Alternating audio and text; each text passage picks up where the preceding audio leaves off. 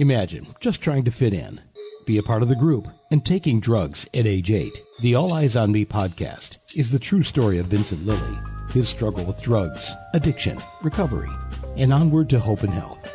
Be ready to experience another world. Here's author Kevin Zadrill and Vincent Lilly. Hello, welcome back. My name is Kevin Zadrill. I'm the host of this podcast, All Eyes on Me, about the true life story of Vincent Lilly, true story of addiction, recovery, and hope. And this is podcast number 10. Welcome with us again. Hi, Vincent. Hey, how's it going? It's going great. Always super good to have you back and discussing more of the topics detailed in your book about your life's journey. And I thought today would be kind of relevant to discuss kids and the influence that we can have on kids, positive and negative, and some of the thoughts and ideas that you had mentioned in your book. But you do talk about your thoughts in terms of kids in schools and parenting. I wanted to kind of bring to light what you had written. You said that parents are a very powerful influence on children. Parents shape thinking, behaviors, actions, and life choices. Schools are another powerful influence on children in multiple ways. They educate, create an arena for socializing, structure, rules, discipline, excitement, and wonderment. You've had experience going to schools and presenting in front of children. What's your approach when you stand in front of a class of kids? I kind of try and stick to one approach, whether I'm in a school or whether I'm in front of just one kid. I don't want to try and come off like I'm telling them what to do or I know everything. Kind of just want to maybe be friendly and build a little bit of kind of get to know them and build a bit of a relationship with them as quickly as I can. And because I notice kids can shut down pretty quickly depending on what you say to them.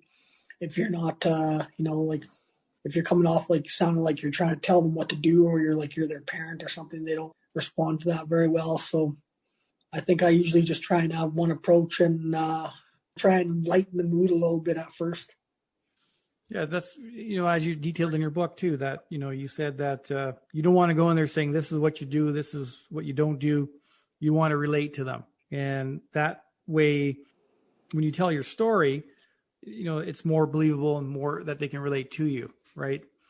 And what you're saying. Well, I think what it really has to do with, when you think about it, when you're going in there, you have to understand what you're doing before you do it.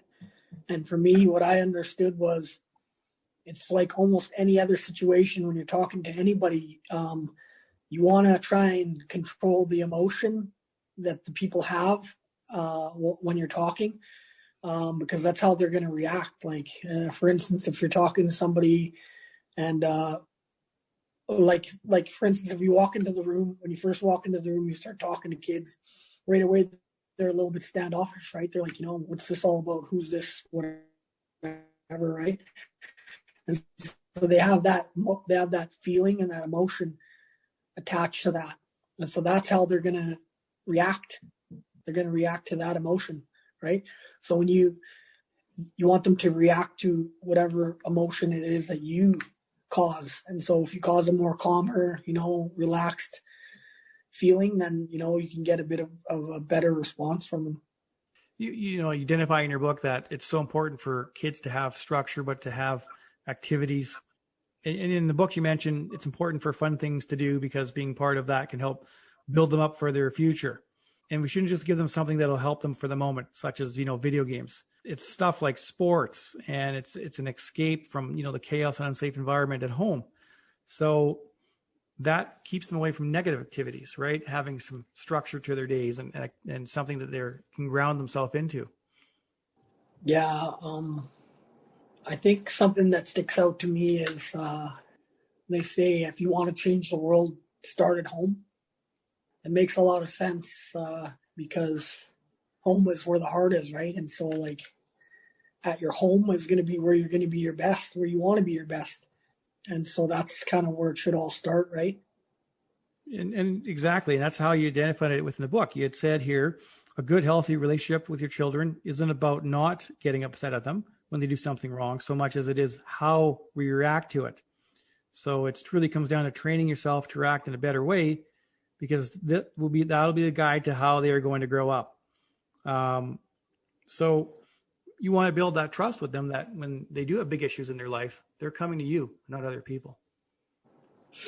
Yeah, for sure. I mean, obviously, it's something that a lot of parents, all parents, struggle with, is the way that they react to when the kids, do things wrong or make a mistake. Um, you got to also know too that these kids, they pay attention to your facial expressions and all that kind of stuff when these things happen. I've been noticing it with my daughter specifically, that she does that to me all the time. I'm getting a lot better. Like I used to be completely honest, I used to yell a lot when I was in like using drugs and that, and whenever things would happen when they would make mistakes, the kids, I would yell a lot. And so now I know that doesn't work. It's not good. So I've definitely gotten a lot better with letting them know that no matter what they do, it's okay. It's, mistakes are going to happen. But I've been noticing now that I can keep my calm a little bit more. She stares at my face while the incidents are happening. So it's like she's literally trying to read my reaction.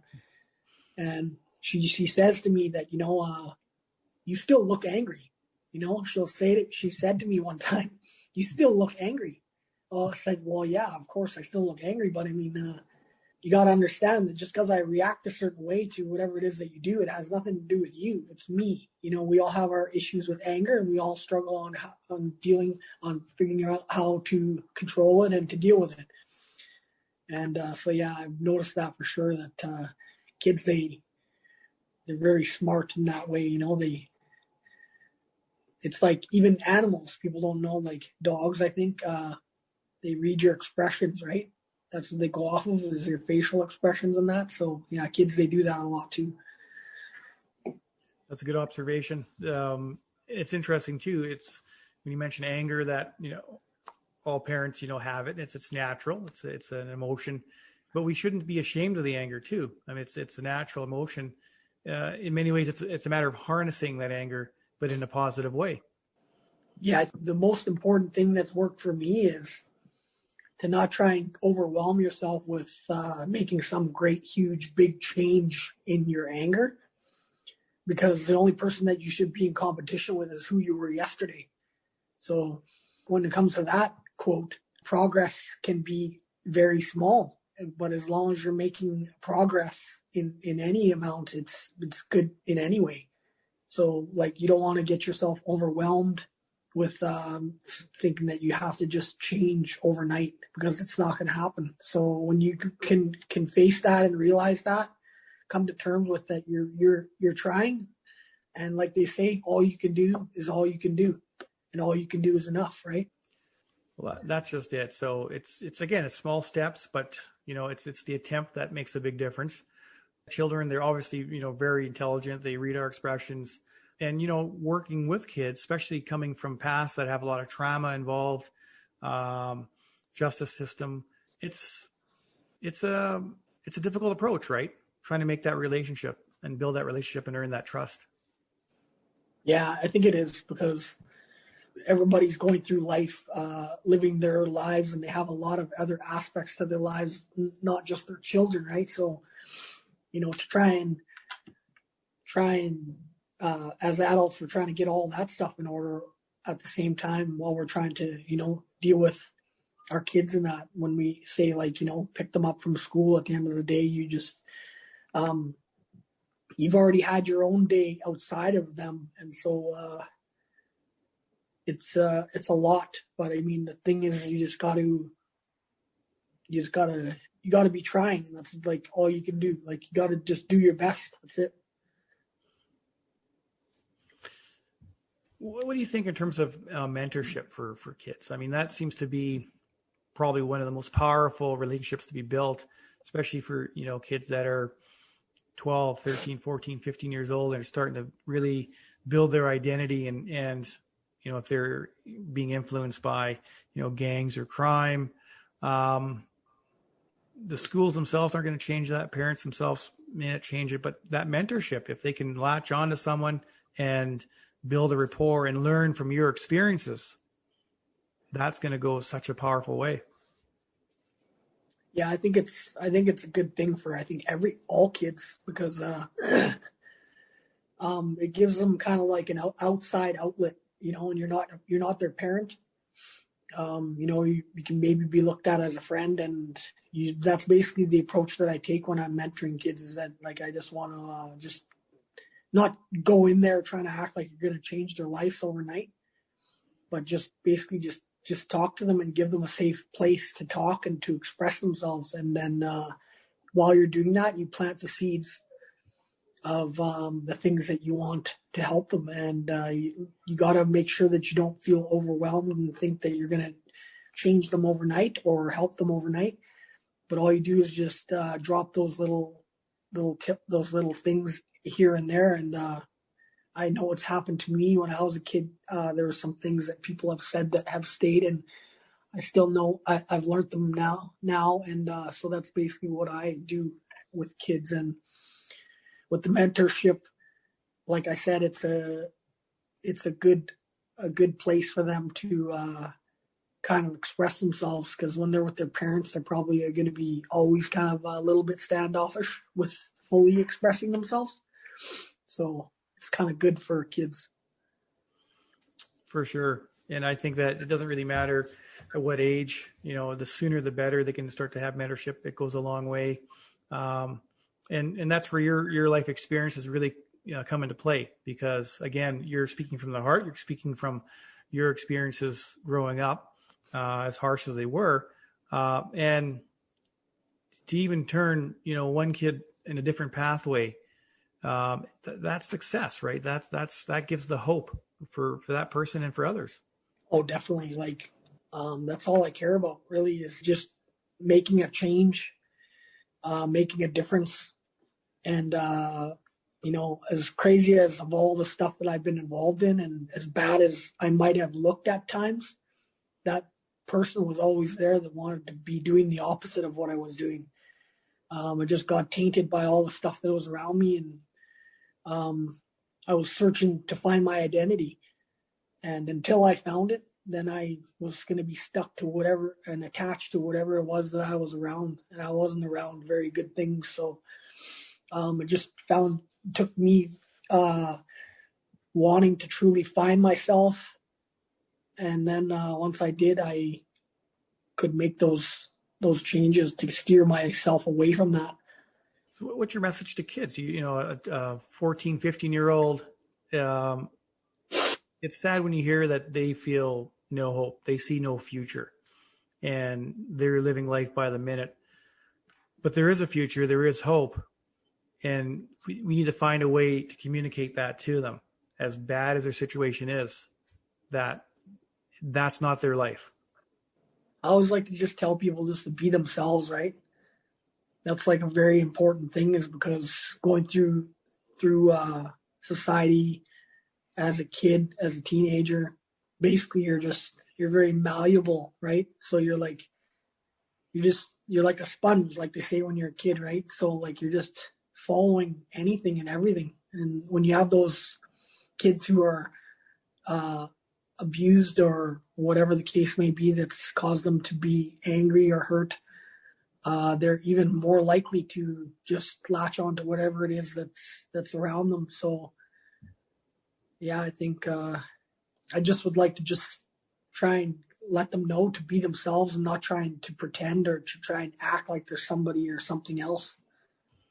How do we break that cycle? I mean, that's the question we're all searching for, and we talk about it in the book. We don't want to keep doing things the way we keep doing it. We've got family services, we've got youth facilities, and we've got social workers, but I think collectively we all need to kind of get together and rethink in terms of how can we make a difference now to stop doing the same thing over and over again. Just be persistent. You have to be persistent and be consistent, because we're making a change. You know what I mean? It's a very slow change in the things that have been done over time, but ultimately we just have to just keep going. And I've noticed that society in a lot of ways has changed. You know what I mean? Even like specifically, let's say like with racism, or like people being racist about people who are gay. Like you can't make jokes today about people's races or people being gay. You can't do that anymore. And that just goes to show that it's making a big change in those areas, that it's possible. You know what I mean? Like when I was younger, people used to always joke around about stuff like that when I was a kid, and they thought it was funny. But you can't do that anymore. And that just giving you a little bit of an idea of how things are changing. So I think we just got to just stay the process and just keep doing what it is that a lot of us are doing, and not lose hope. Yeah, that's so key. And, you've been through a school system and that's changed a lot too. I mean, the segregation that you went through, that's gone. Inclusion is everything now, and trying to identify, kids and families that are struggling with serious issues in the home. And it's a family change is what needs to occur, right? It's not just the child itself. And again, that's where kind of your work, your intervention, and with the people you're associating with to try to get in there and help, not just the children, but also the families too. One thing that sticks out to me is I'm thinking about so I'm 39 years old now, and it took me how long to figure out the things that I've figured out about life and about how it truly is, and how the mind is really what it is. The mind is really the battleground for us all, and it always will be. But so I figured it out when I'm 39, and I'm starting to use the positive affirmations with my kids, and that now they're going to be potentially learning that at a well younger age than I did. So right there, just let you know if people are doing that. I'm sure there's other people that are doing it too. That's all it takes is you got to start getting them when they're younger, teaching them that stuff when they're younger, and then as they go through life, they'll figure out how the whole key about what life really is about. That's a wonderful takeaway, and that is proof that the cycle is changing and the influence we're having is coming forward. Before we part today, what's your message? What's your message out there to the communities, families, systems that we could use just to say, hey, let's start doing some stuff this way? I think probably a good message would just be for the parents, because that's where it's going to start now.